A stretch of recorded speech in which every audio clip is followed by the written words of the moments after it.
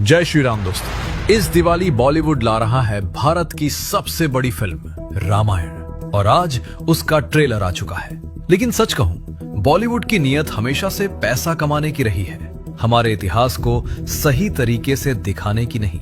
मैं खुद श्री राम का बहुत बड़ा भक्त हूं और वाल्मीकि रामायण कई बार पढ़ चुका हूं। इसलिए जब सुना कि ये फिल्म वाल्मीकि रामायण पर आधारित होगी तो अच्छा लगा और ट्रेलर में कुछ झलकियां सच में सुंदर हैं। लेकिन कमियां भी बहुत सारी हैं और दिक्कत यह है कि जब भी रामायण की बात होती है आंखों के सामने रामानंद सागर जी की रामायण आ जाती है। अरुण गोविल के राम आज भी हमारी आंखों से नहीं निकलते। रणबीर कपूर ने बहुत सारी फिल्में की हैं, उनकी वो छवि हमारे दिमाग में बस चुकी है, इसीलिए राम के रूप में वो हमें पूरी तरह कन्विंस नहीं कर पा रहे। हाँ, यश रावण के रूप में अभी तक सही लग रहे हैं, लेकिन आखिर में सवाल वहीं आकर रुकता है, आपका उद्देश्य क्या है?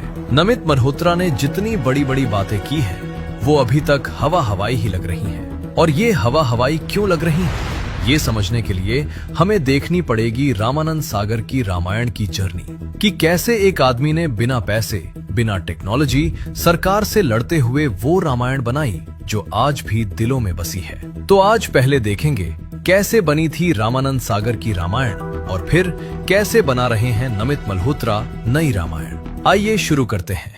1987 की बात है। पटना के रेलवे अधिकारियों को एक अजीब शिकायत मिली। एक एक्सप्रेस ट्रेन हर रविवार ठीक 1 घंटा लेट चल रही थी। बाकी दिन सब ठीक, बस रविवार को गड़बड़। जांच बैठी तो जो सच सामने आया उसने सबको हैरान कर दिया। हर रविवार सुबह 9 बजे वो ट्रेन एक स्टेशन पर रुक जाती थी और गार्ड, ड्राइवर, यहाँ तक कि नियमित यात्री भी उतरकर स्टेशन के वेटिंग रूम की ओर भागते थे। वहाँ एक टीवी रखा था जिसे उन सब लोगों ने अपने पैसे जोड़कर खरीदा था।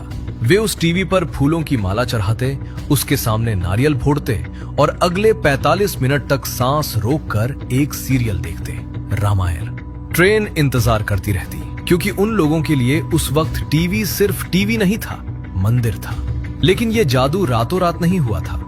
इसकी शुरुआत हुई थी हजारों मील दूर स्विट्जरलैंड के एक कैफे में। 1976 में रामानंद सागर अपनी फिल्म चरस की शूटिंग के लिए स्विट्जरलैंड गए थे। उस वक्त वे बॉलीवुड के जमे जमाए निर्देशक थे।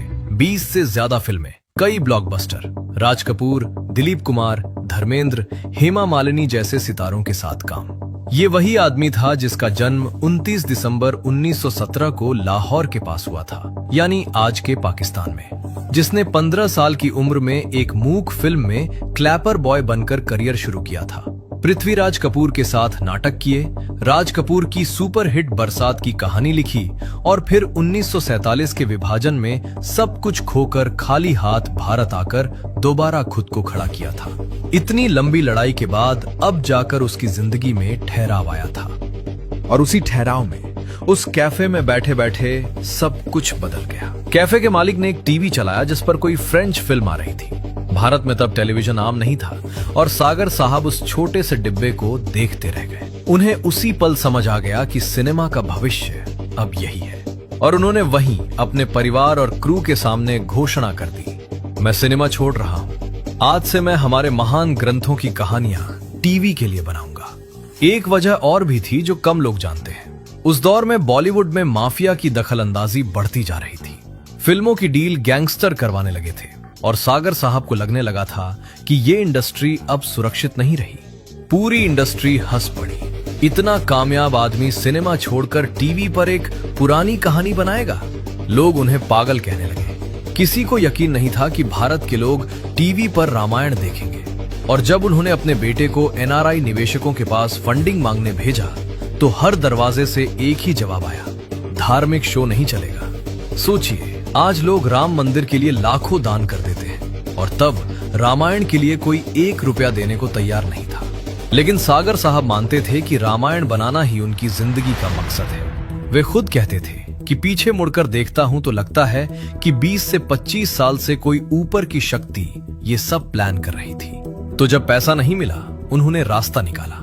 पहले विक्रम और बेताल बनाया, सिर्फ ये साबित करने के लिए कि भारत में पौराणिक कहानियां टीवी पर चल सकती हैं। और विक्रम बेताल इतना हिट हुआ कि जो लोग कल तक मुंह मोड़ रहे थे वही अब पैसा लेकर लाइन में खड़े थे। सच कहे तो अगर विक्रम बेताल न बनता तो शायद रामायण भी कभी न बनती।